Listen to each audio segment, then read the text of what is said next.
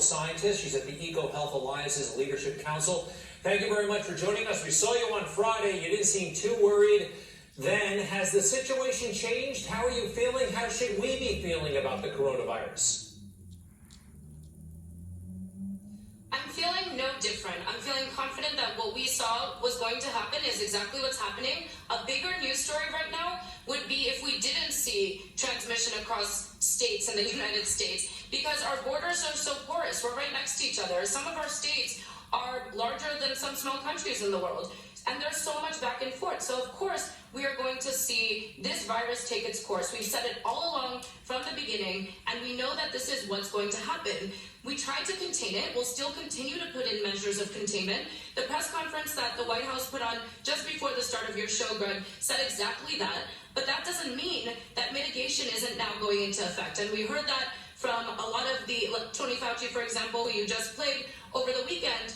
And everything is what we would expect to see from a microorganism that is able to move from person to person.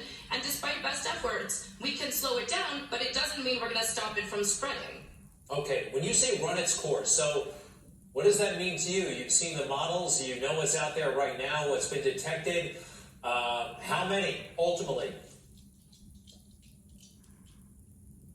That's hard to predict. But what we do know is that this comes from a class of viruses that we're familiar with. And we know that those viruses cause the common cold symptoms that we get. And we know that that also is something that can appear and then reappear in the same individual. So we don't yet know if this virus, once it's been had and recovered from, will come back or not. These are unanswered questions, and as you know, as everyone watching knows, this is a rapidly evolving story, but we have a team in place that is an interagency effort to be on top of the information and get it out to the American public so they know what to do that is in line with the risk that we're facing at the current moment. And it's very clear that the guidelines differ from different demographics as well. So recognize where you fall in terms of risk and pay attention.